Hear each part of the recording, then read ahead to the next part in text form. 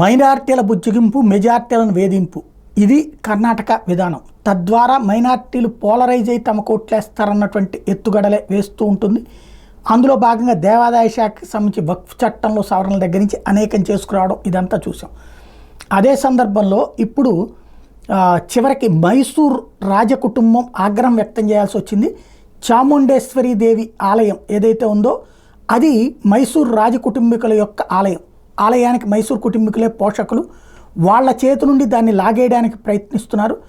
తాజాగా ఏదైతే రాజకుటుంబం ఈ విషయం మీద కర్ణాటక ప్రభుత్వాన్ని నిలదీసింది. Chamundeshwari Devi is the presiding deity of our family, temple is our property.